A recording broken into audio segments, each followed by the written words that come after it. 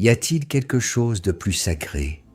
de plus pur et de plus intouchable dans ce monde que l'amour absolu d'une mère pour son enfant gravement malade? Préparez-vous psychologiquement, car l'histoire effroyable que je vais vous lire ce soir,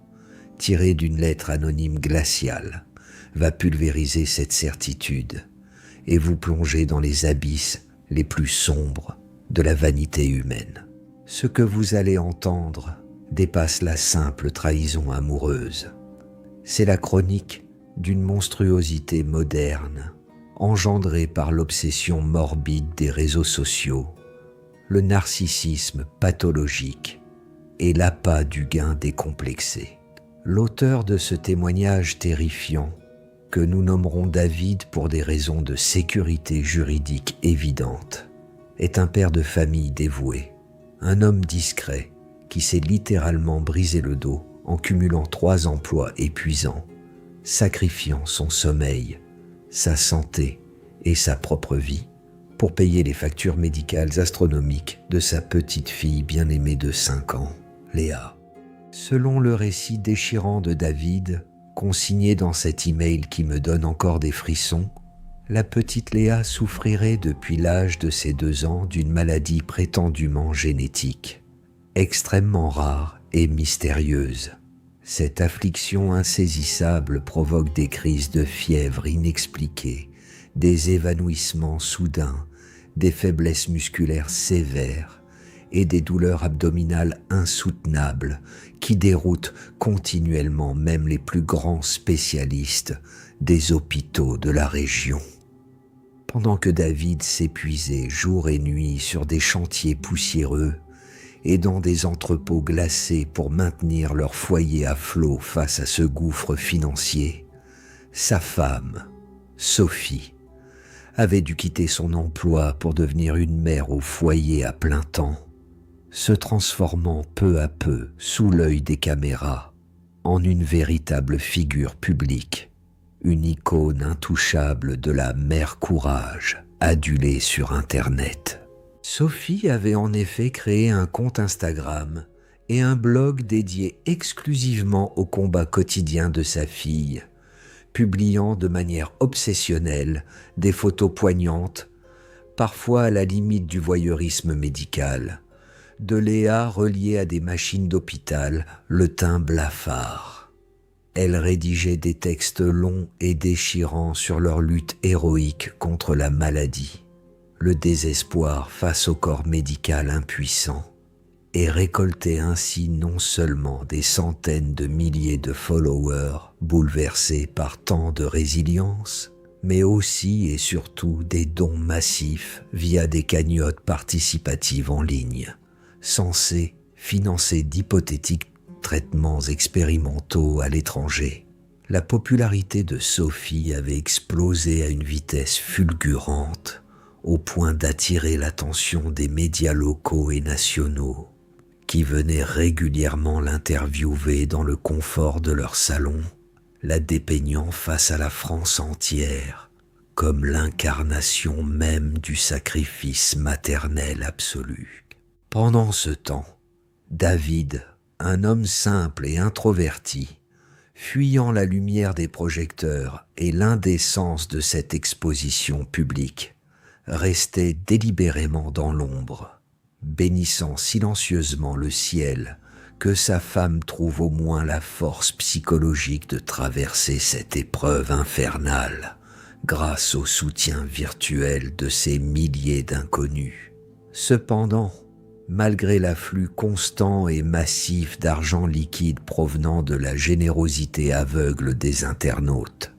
l'état de santé de la petite Léa ne s'améliorait curieusement jamais de manière durable. Plus troublant encore, avec le recul glacial de la vérité, chaque rechute violente de l'enfant semblait coïncider avec une précision mathématique effrayante, avec une baisse d'engagement sur la page Instagram de Sophie,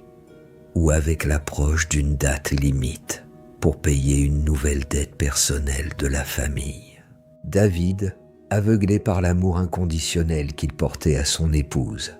et par la panique constante et paralysante de perdre la chair de sa chair, refusait catégoriquement de voir les incohérences troublantes de cette situation glaçante, mettant les échecs médicaux répétés sur le compte de la pure fatalité et de l'incompétence des médecins. Mais le destin, dans sa cruauté implacable, a décidé de faire éclater cette bulle d'illusions toxiques d'une manière totalement fortuite et dévastatrice il y a quelques semaines à peine. Étant un homme prudent, gérant les maigres finances restantes de la famille depuis son bureau situé dans une alcôve du grand salon, David avait récemment remarqué avec inquiétude que des documents bancaires importants, des factures et même de petites sommes en espèces semblaient avoir été déplacés ou fouillés dans ses tiroirs verrouillés pendant ses longues absences diurnes. Persuadé qu'un artisan de passage ou qu'une des nombreuses infirmières à domicile fouinait dans ses affaires privées, et ne voulant surtout pas alerter sa femme, qu'il croyait déjà au bord de l'effondrement nerveux à cause de la maladie, il a pris la décision discrète et finalement salvatrice d'acheter une petite caméra de surveillance connectée.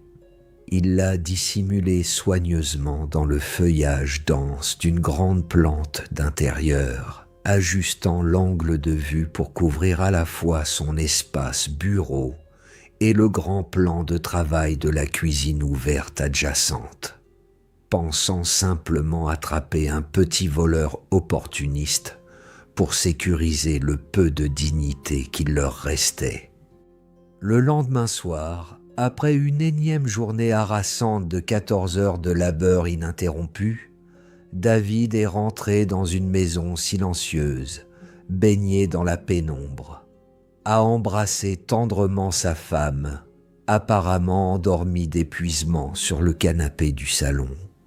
et s'est enfermé dans la salle de bain pour prendre une douche brûlante. C'est là, assis sur le rebord de la baignoire, qu'il a machinalement ouvert l'application de vidéosurveillance sur son téléphone pour consulter les enregistrements déclenchés par le détecteur de mouvement au cours de la journée. Ce qu'il allait découvrir sur ce petit écran rétroéclairé n'allait pas seulement détruire son mariage et anéantir toutes ses convictions, cela allait fracturer son âme de père à tout jamais et lui révéler avec une clarté insoutenable que le véritable monstre de cette histoire ne se cachait pas sous le lit de sa fille, mais qu'il lui préparait méthodiquement ses repas tous les jours avec le sourire figé d'un prédateur. Les doigts tremblants de fatigue et d'une prémonition inexplicable, David a fait défiler la barre temporelle de l'enregistrement vidéo jusqu'à l'heure du déjeuner, s'attendant à voir l'infirmière ou un livreur indiscret s'approcher de son bureau. Mais l'objectif grand angle de la caméra pointait implacablement vers le plan de travail de la cuisine baignée de lumière naturelle. Sur le petit écran de son téléphone, dans le silence assourdissant de la salle de bain, il a vu sa femme, Sophie, vêtue de son peignoir habituel, s'affairer avec une énergie troublante et méthodique, bien loin de l'image de la mère brisée et épuisée qu'elle affichait perpétuellement devant lui et ses millions d'abonnés virtuels. Elle préparait le repas de la petite Léa, un simple bol de compote et un verre de jus de fruits, une scène d'une banalité absolue jusqu'à ce que ses gestes prennent une tournure d'une étrangeté absolue et terrifiante qui a instantanément pétrifié le sang de David dans ses veines. Il a vu Sophie jeter un regard furtif et paranoïaque par la fenêtre de la cuisine, puis s'approcher d'un meuble en hauteur dont elle a extrait, non pas le sirop prescrit par le pédiatre, mais une petite boîte métallique dissimulée derrière des paquets de farine. Une boîte que David n'avait absolument jamais vue de sa vie dans leur maison. Avec la précision clinique d'un pharmacien,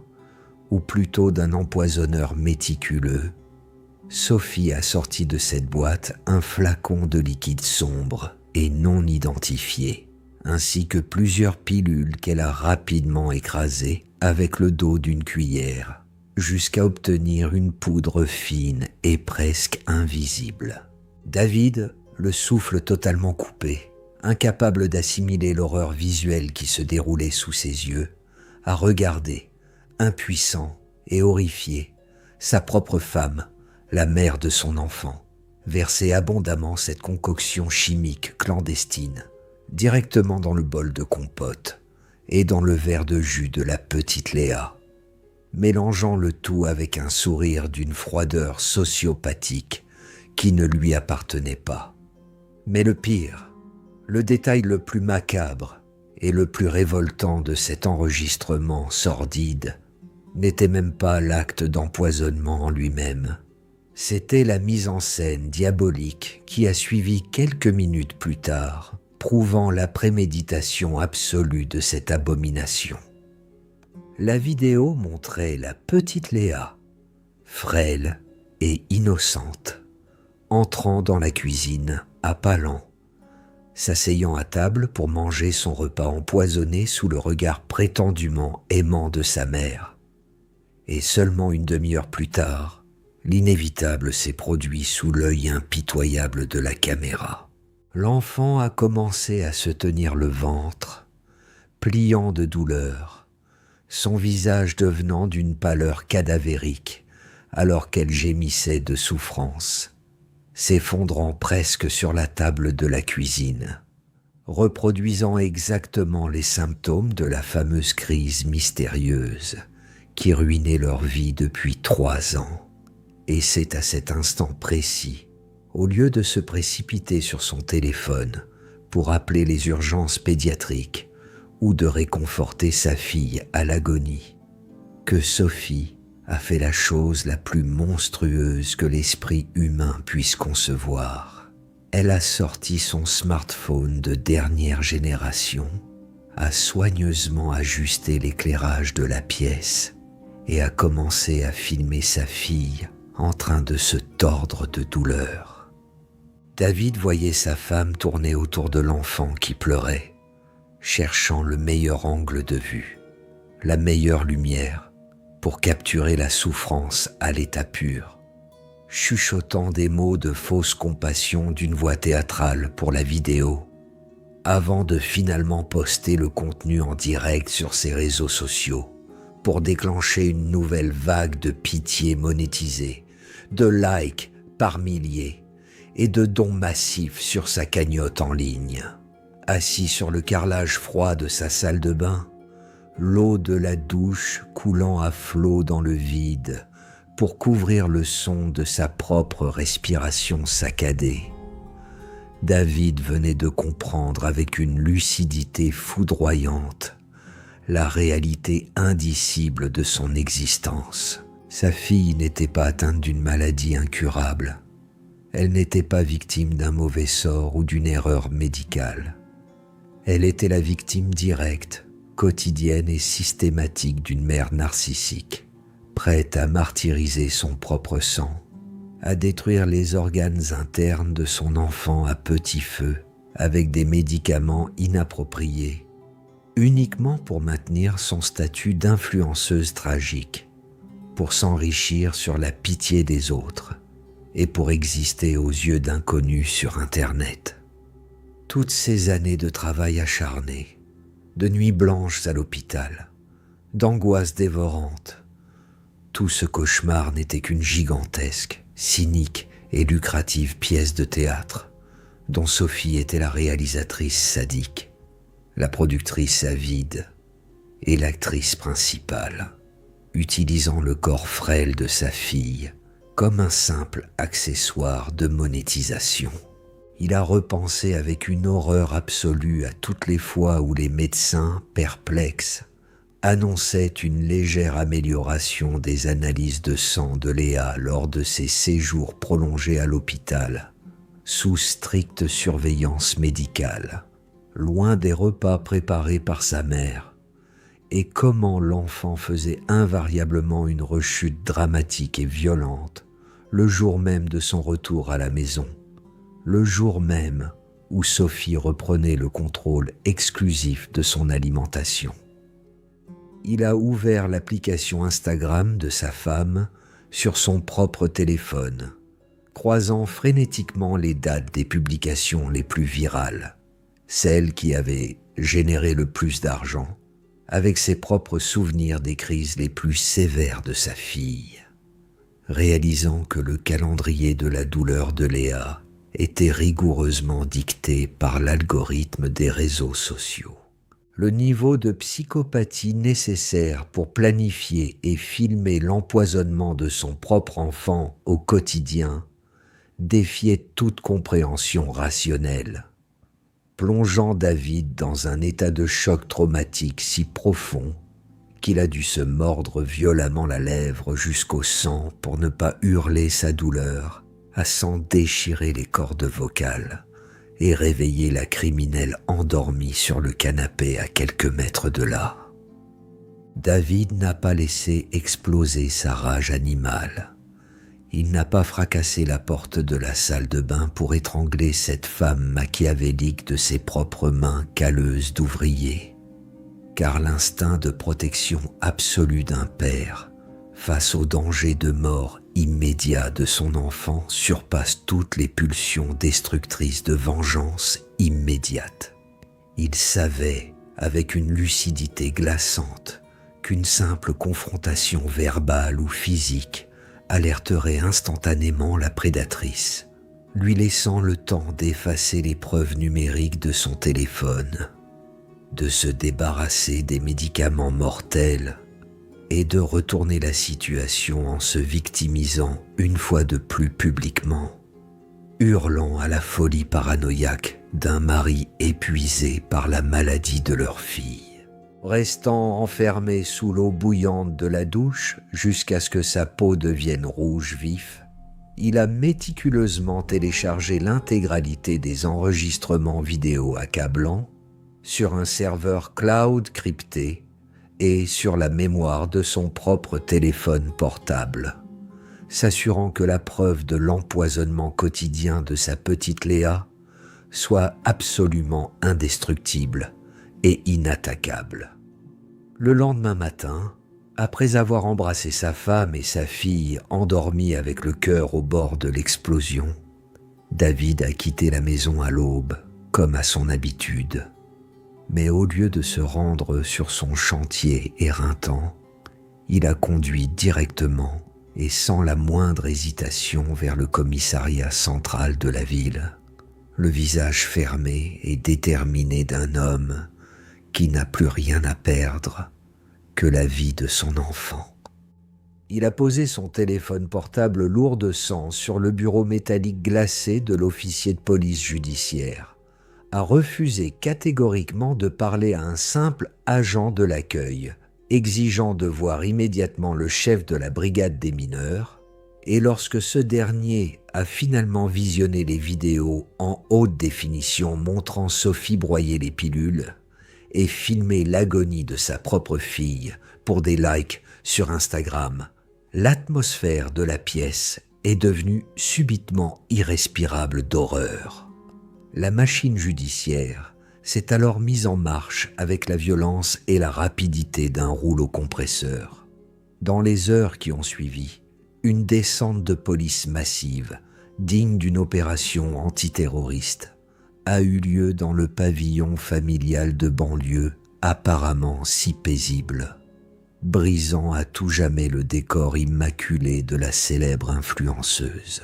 Sophie a été arrêtée sur le champ, arrachée de son salon par des officiers armés, hurlant d'abord à l'erreur judiciaire avec ses larmes de crocodile habituelles devant les voisins médusés, puis sombrant dans un silence tétanisé lorsque les enquêteurs ont sorti de la fameuse cachette de la cuisine la petite boîte métallique contenant les dangereux laxatifs,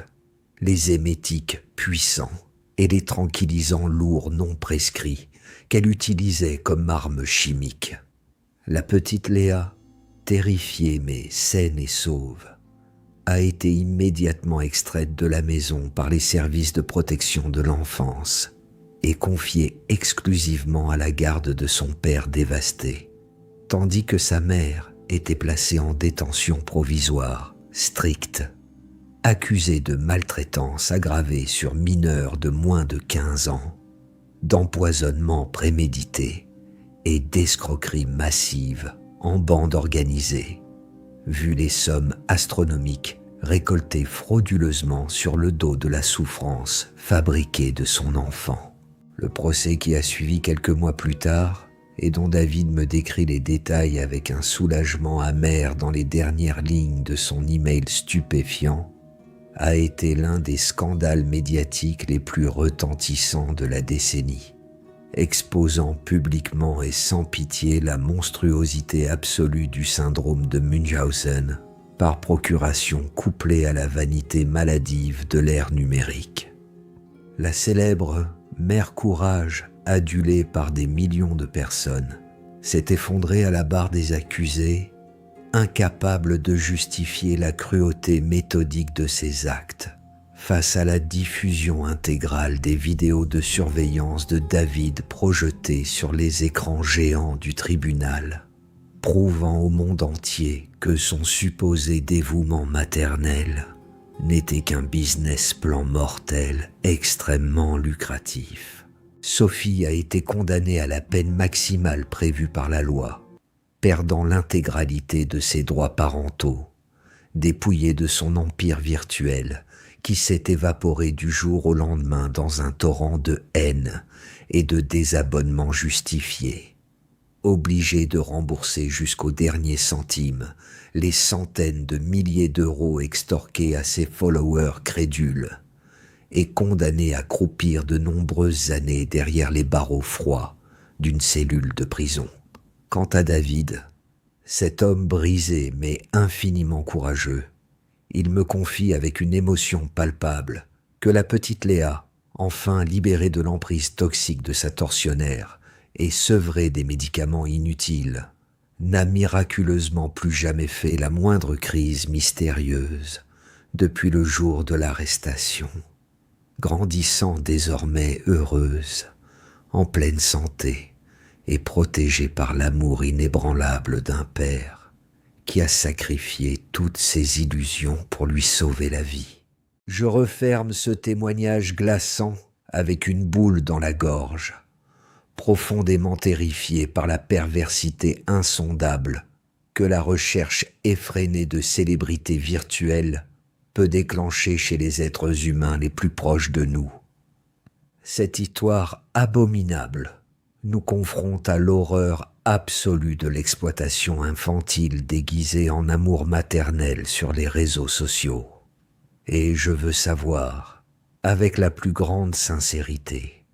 si vous aviez découvert la même vidéo que David dans votre salle de bain, auriez-vous eu son sang-froid extraordinaire pour filer au commissariat en silence, ou la colère foudroyante l'aurait-elle emporté sur le moment dans la cuisine?